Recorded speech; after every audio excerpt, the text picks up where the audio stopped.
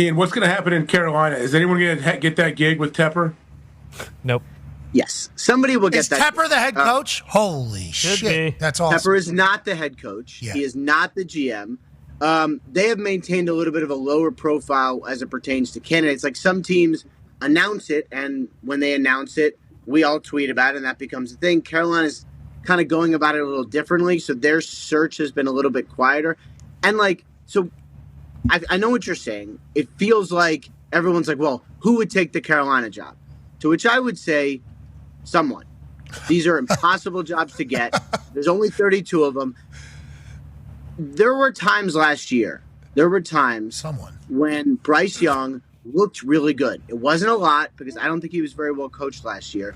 But there were moments where you're like, I see why they picked him number one.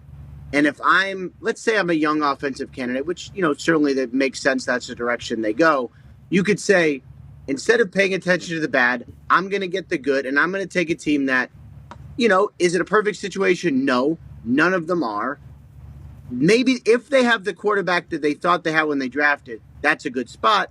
You definitely have to deal with some things, but I don't think it's a place people should be running away from. Okay, but people are, right? I don't know that they are. I just know that's the perception. Okay, got it. Right? Yeah, the perception is why would you ever? Because right. And then the conversation goes into the next one of do they need somebody who is a pretty dominating presence to go in there and joust with Tepper, because ownership potentially being involved as much as it has been has not led to success. If what we've heard is true about the Monday meetings and we need to hear this and I want this and kind of being a part of it, if that's true. We don't know if that's all true or not and how abnormal it would be and what those meetings are like. But is there a thought that maybe they need somebody in there who's like Vrabel, for instance? Is Vrabel a person that maybe is right for Carolina to maybe be able to right the ship? And would that be something Vrabel would want to do if it wasn't a hilariously priced thing, because he was fired from the Titans? I think he's getting paid. Right. I mean, yes, he was fired by the Titans. He is getting paid. Basically, what would happen in the NFL is the Panthers would have to pay what is essentially fair market value, and that would eat into what the Titans are paying. So if Vrabel was hired, the Titans would have to pay him less. Basically, they are rooting for Vrabel to get hired. Not that this is like a large sum of money for a billion-dollar organization, but it is at least something.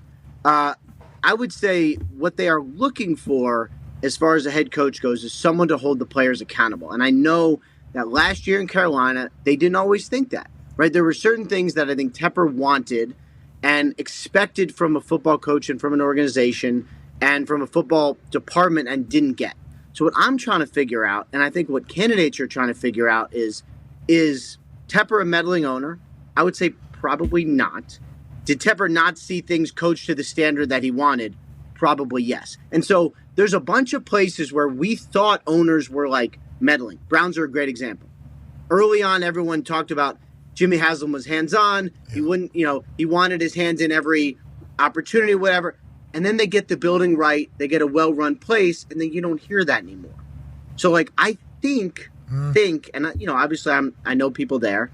I think that he just wants the place run right so he can go, okay, go.